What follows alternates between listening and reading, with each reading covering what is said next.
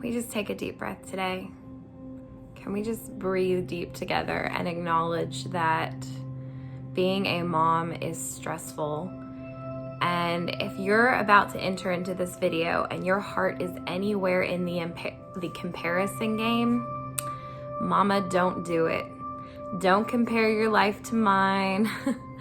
You are doing the best you can. And I just need to open with that, because no matter what I'm about to say, life is stressful. And if today my words cause you more stress, then don't worry about them right now. It means it's not the right time in your life to deal with what I'm going to talk about. But if it helps you in any way, then mama, I am so glad it's encouraging you, and just stay with me. Today, we're going to talk about being managers of our home and how daggone hard that is, okay? And as a mom of 3 kids who is working full time, I get it. I'm right there with you. It is hard. So let's discuss how we can simplify our lives and how we can use minimalism and even our faith to really help hone that in, make that easier. Because let's face it, even without clutter and extra stuff in our lives, kids alone, they're enough. They're enough to make it difficult. So if you want to hear any more about that, stay tuned with me.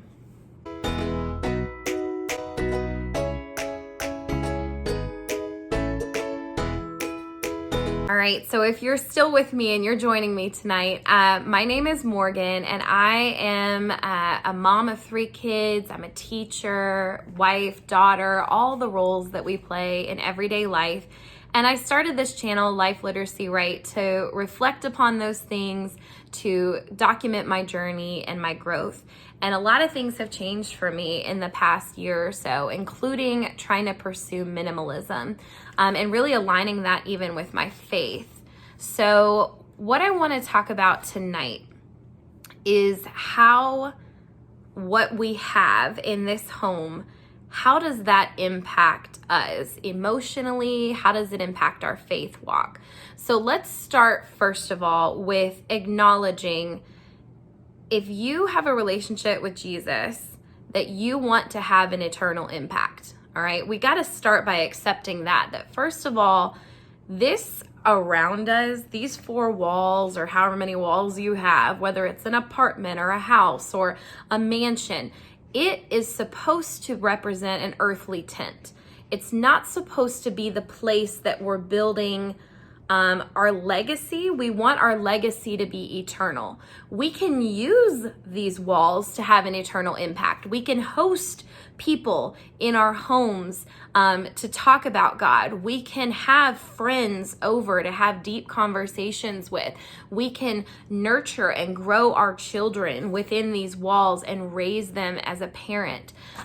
We can give away stuff that we store in these walls to help another person in need. So our home can be a place where we have an eternal impact, or it can be a place of just eternal chaos and discord for us, where we accumulate or hoard or try and store up things. But the Bible warns us against that. It says, do not store up for yourselves treasures, like in your homes, okay, by yourselves, where moth and rust can destroy. It says, instead, store up treasures in heaven.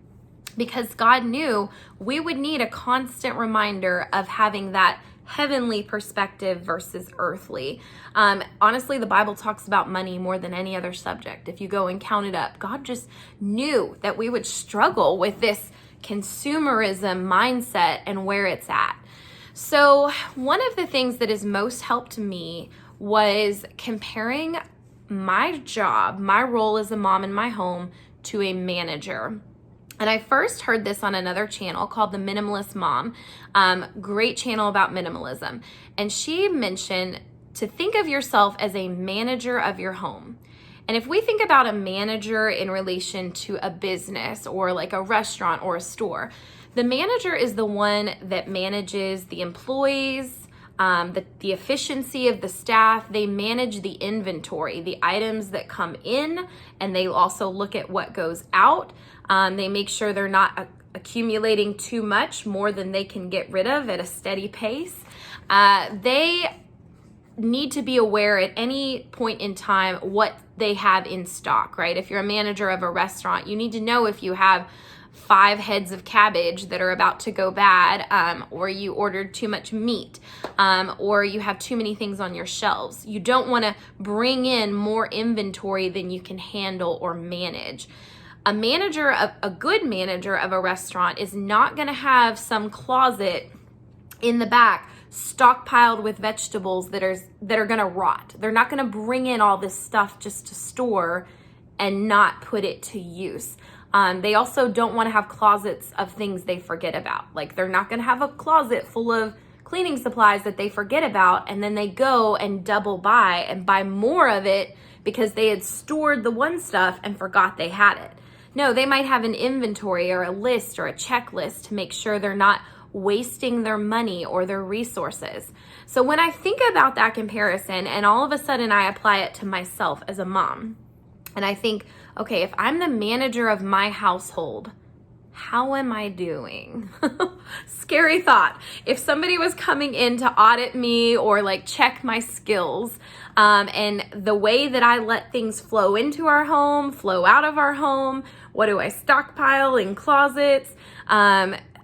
Do my kids even have clothes set aside for the winter? Would I even know if they're missing winter pants or coats as it gets colder out for fall? Do I have an inventory of my home and what my kids need for the next season? Or am I missing things? How would I do? How would you do? I'm just, throwing that out there. It's a very convicting question. And if I asked myself that honestly, I would say even a year ago, it would be really, really not a good answer. Even at this point in time, I'd still say I'm like maybe a medium. I wouldn't say I'm right up there with excellent management, but I'm getting there, okay? I'm getting through enough of our stuff where I feel like I could manage it more. So with this concept of us being a manager, we are the first defense in our homes. We are the one that says yes or no to the items coming in. When people give us gifts, we are the ones that are telling relatives what they can and can't allow into our homes. We can't force somebody to give a certain kind of gift, but we can let our preferences be known. We're the ones that can tell our parents, hey, our kids really need this supply or this material, and we prefer that you not buy these things. And if they buy them, we are the one that makes the choice of, do we hold on to this? Do we try and sell it? Do we pass it on? We are that manager. And I'll also just put in there, we're actually more of co-managers, right? Because my husband also has a part to play on what comes into the home. And it's really good if you and your partner can be on the same page, because it's really hard if you're trying to put like a stop on a huge flow of things coming into the home, but you have a partner who's constantly spending or bringing stuff in. And that's probably a subject for another video, is how to work through that.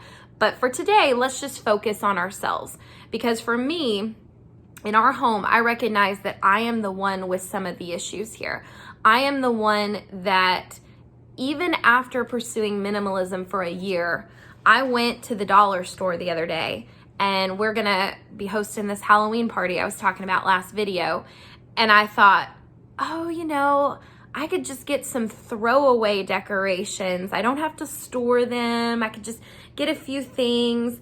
And it was just this shopaholic side of me that wanted to buy, to consume, and really to waste, right? Because then I thought, I'll just have to donate it later, because that's bringing something else into my home that I have to manage.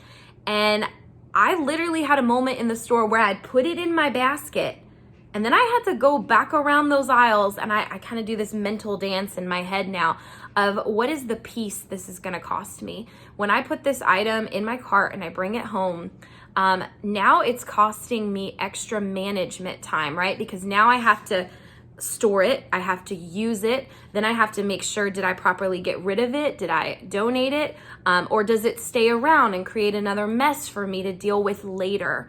So before you make that item, you have to think, it's no longer about dollar cost, it's what is it gonna cost your peace? What is it taking away from you and your peace of mind? And honestly, most of the time when I think that now, I'm like, it's not worth it. And I circled around that store and I had a cart with several things in it and I put them all back. I was like, nope, I'm not doing it. I still sometimes have to go through those motions of allowing myself to put it in the cart, to think through it, and then to put it back before I leave that store. So thinking of it like a manager perspective is really important. The other thing is, a manager, I mentioned, is not going to forget about their stockpile. So for me, we went through our basement recently. We've been trying to clean out a lot of stuff in the storage area. And part of that is because most of the stuff we store up, we either don't get to it, right? It like stays down there for years until the next cleaning spree. Or when we do get to it, often it's not good. Like it's either gotten old, rusty, maybe broken in storage, maybe mold or mildew's gotten on it, or maybe it gets so old like it doesn't work anymore, or you forgot you put batteries in it and they've rotted, or maybe it's out of date. Like maybe you're like, oh, you know, we just got a new TV and I'll store the old TV in the basement and maybe someday we'll sell it. You forget about it, stays down there for years, it becomes out of date, the technology's old, or a computer or something like that. And now you can't even sell it because nobody wants it. Whereas if you had gotten rid of it right at the time, instead of storing it, you would have gotten maybe a better value, or somebody could have used it, it could have blessed someone at the time. So I've learned it's really not a good idea to store a lot of stuff. A lot of back stockpile, because honestly, that thought we have of maybe we'll use this someday, or I'm being wise, we often forget about what is in our stockpile spaces, our closets, our basements, and we really don't use it. And then we double buy. So it's better to just go ahead, get rid of it, move it on to somebody who can use it so it doesn't go to waste. All right, so that's that aspect of managing. All right, I want to talk about one other thing that's just a real life example of why I love this analogy of thinking of myself as a manager. Because every item that enters your home is now something you have to manage. And I have that thought in my head every time I go to look at something, every seasonal thing, all of it. It's something I now have to manage. And I think one of the biggest struggles I had early on in minimalism was to stop buying clothes. I get like this thrill. I think we get this high from buying something new, or making, or something that makes us think we're like gonna feel good in it. And I realized I had a problem when my laundry piles were like up to my knees, almost like mountains, and they would pile up. And every new item I purchased added to that stress. It added to something that would take away my peace, right? And so every new item now, like I did a video on minimalizing my wardrobe. It's a few videos back. I can link it below. Now I have to think really hard if I'm gonna bring something else into my home, because now it's an extra thing to go into my pile of laundry. Right now, I can do my laundry in one load, maybe two if I let it go a while, or I want to separate out delicates or something like that. But every new item I'm adding is now increasing the size of that laundry load, where I might have to do a third load. And that's more time out of my schedule, more time away from my family, more time taking my mental energy and stress, and it's taking our peace. So if you start thinking of every item like, how much of my peace is this gonna take away? Think about even decor, right? Every new decoration piece is something you're gonna have to dust. Every new toy is something you're gonna have to pick up from your kids. They are gonna have the possibility of dragging it out. And I wanted to show you guys, let's see, I've got it right here. So I did a Halloween decor video just last week. about decorating for Halloween, and I minimalized and I picked very carefully the items I brought into my home, and I showed this as one of the things. I just really loved this pumpkin, and I thought, man, it brought me a lot of joy when I saw it in the store. I said, I'm very, very picky about what I bring into my house. I was like, this is small. It won't take up a lot of space. It matches my decor. It lights up. So it creates this cool shadow effect. I had all the reasons where I thought, okay, this will bring me joy. I was like, this isn't going to rob my peace. It's going to bring me joy.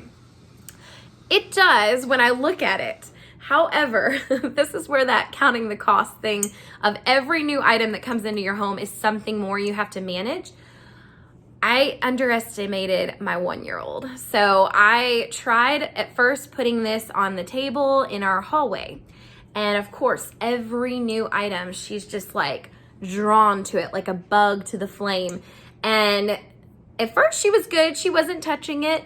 But then she started pulling it down every time. And I realized even the first couple times, I'm like, oh, now I've got to worry about this item. I have to worry about it getting broken. I had to put it up on the shelf several times. I even left it up high on a shelf for a few days. So I thought, okay, problem solved. My joy is back. I still enjoy looking at the item. It's not such a burden to manage anymore, right? Well, then my second daughter, my middle child, she's 4. She can climb up on things. And while my 1-year-old could no longer reach it, she could. And so she was now fascinated with this object, and she started pulling it down. And one night she brought it up to our room. It was dark in there, and she could see the lights and how it, made these cool patterns on the wall, and she loved it. But then there's now this worry of, okay, is she gonna break it every time she pulls it out? And also the chasing it around the house because it keeps appearing in different places. Because now my kids think this is the cool new thing. And my son, who's 8, who I thought surely he's not gonna care about a pumpkin, well, what do you know? As soon as my 4-year-old loses interest, he's like, oh, it's like a flashlight and it makes cool stuff. And so I've been chasing this pumpkin around our home. I find it in different spots. I have to put it back. And you might think, okay, that's a fun family experience. But I use all of that to illustrate the fact that it is a new item. I didn't think it would take that much mental energy for me to manage, but it does. And it did. And every new item you bring in your home is something else that you may have to manage. And you need to be aware of that. It's something you have to clean or dust or pick up if your kids move it or drag it around. I especially keep that in mind with the toys I buy my kids. I learned that I just did not have a lot of the peace of mind or patience for this stage of life to buy items with a lot of pieces, right? Legos are kind of the exception because my son keeps them in a big box, but puzzles that are hundreds of pieces, card games that get strewn everywhere. There's just certain things I just stopped buying because I was like, the amount of time and peace it costs me to pick that up, it's not worth it. Okay, so think of yourself as a manager of your house, and you are the wall, you are the threshold. It has to enter through you. So in a way, you have to do this spiritual journey and searching to think, why am I allowing the things I'm allowing in my home? And if up to this point, maybe you've had a revelation and you're like, I need to stop allowing things in my home. And maybe you let a lot of stuff in before. Well, now you're the one that's also the exit door, right? You're the one that has to look through this stuff and you have to let it go. And in dealing with that, you might come up with some guilt. You might feel some shame of I bought certain things. This probably is going to waste now. Or I bought these clothes and they don't fit, or, I wasted my money. And one of the most important things I've held on to, I want to be that person that sits here and says, don't feel the shame, let it go, that comforting voice. But honestly, shame or guilt has been a little bit useful in my journey, because as I've had to get rid of some things that I thought, man, I could have been a better manager when I purchased that. I could have had more wisdom. I could have not brought it into our house in the first place, but I didn't. And I wasted money. And I felt that pang of guilt or that knot in my stomach of oh, and now I'm letting it go. And it's it hurts. It hurts. And I hold on to that hurt as a reminder, like it's a good just reminder in our soul the next time we're tempted to bring something in. Is that painful feeling of having to get rid of it and that guilt of not managing it well?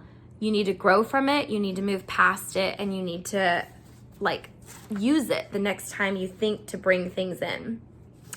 All right, one last thing. So I made notes for myself so I wouldn't forget all of this. Different stages of life allowed for different management levels. Right now, as a working mom, I am busy teaching live lessons all morning. I don't have time to really be running around my house, picking up a lot, cleaning a lot.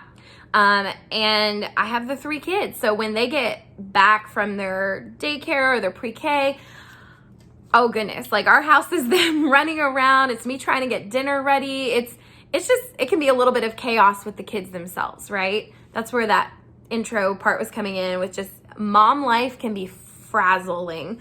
And I don't even know if that's a word, frazzling, but I like it. So I'm gonna stick with it. And the thing is, it's okay to admit that in the phase you're in, you might be, if you're like retired and you don't have kids running around, you could probably manage more stuff in your home. You'd be okay with that, right? But if you're in like a phase of life like me, I know my threshold. I know how much I can handle, and I cannot handle. I mentioned, like, I already have learned some of the things I can't handle coming into my room, my home.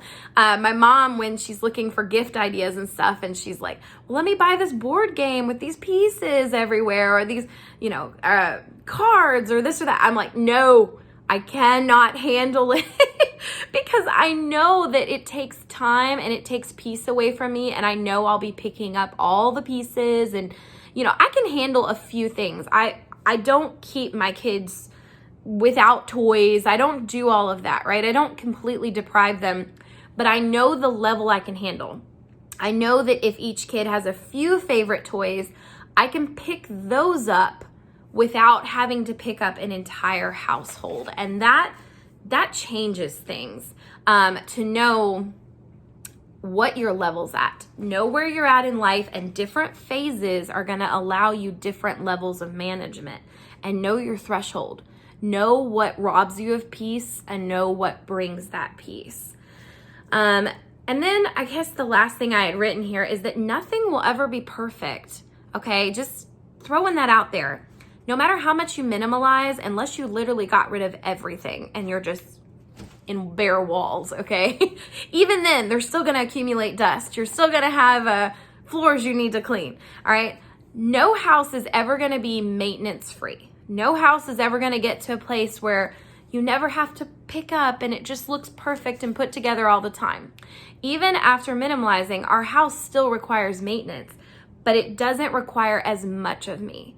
I have remarked to my husband so many times that if somebody's coming over, we can pick up in like 5 to 10 minutes. Our whole house, we can pick it up because it's, for the most part, manageable. I've gotten rid of those things I cannot manage, the things that are above my threshold, and I have the things I can manage.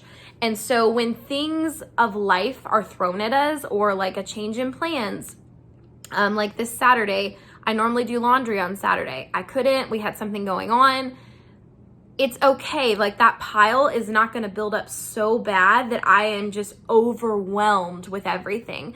I can actually come back to that pile on Monday and know, hey, it's just one load of laundry. I can throw that in. I can manage that because my threshold, I know that limit.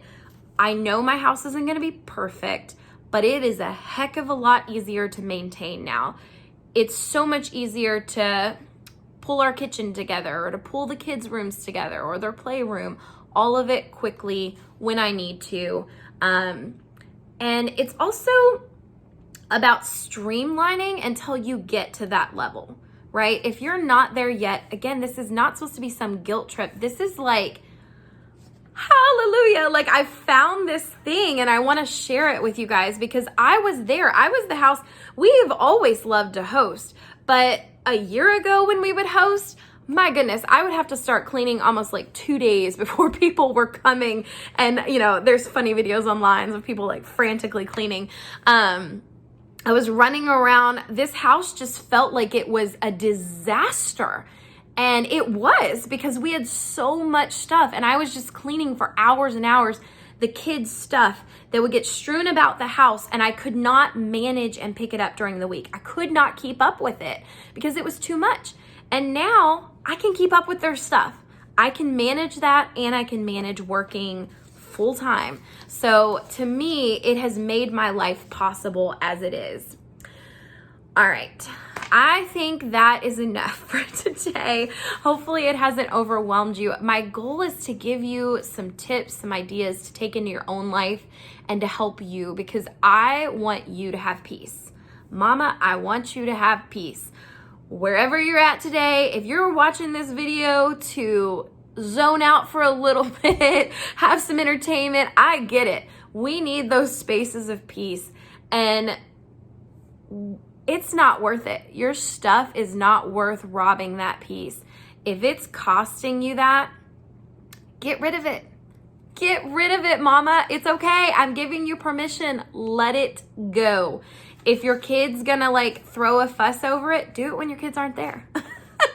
Have somebody watch your kids for a little bit, then go through their stuff, find the toys they most play with, the few. I have an old playroom minimalist video, and I need to make a new one, but there's definitely a method for going through those toys. But overall, get rid of it, let it go. Your peace is not worth it. All right, so I'm gonna close this in prayer and finish there. Jesus, I ask that you would help reveal our hearts today. Reveal the spaces that look to stuff to fill us up. God, thank you for the work you have begun in me, and I pray that you would begin in others in leaning our hearts into you, Father. Leaning into you to find fulfillment and purpose and meaning, and not into stuff. The delight and joy we get from things, may we get that instead from our relationships with others, from our heavenly impact, the things we do that align with you, God. Help us to let go of our grip, our death grip on our things and the security we think they bring, and instead to lean into you, Lord. I pray that this would be a time of reflection, a time of letting go, and a time of peace. And for the stressed out, frazzled mom out there, God, I just pray you would be with her. Motherhood is hard. No one has a magic answer. Even minimalism will still require maintenance and work. But we know, Lord, that we can come to you when we are tired, when we're worn out, and you can give us the rest our soul seeks. It doesn't need to come from our things. It doesn't need to come from the walls that surround us. It really doesn't even need to come from the people in our lives. You are that source of peace. And I pray we would remember that today. And we ask that in your name, Jesus. Amen.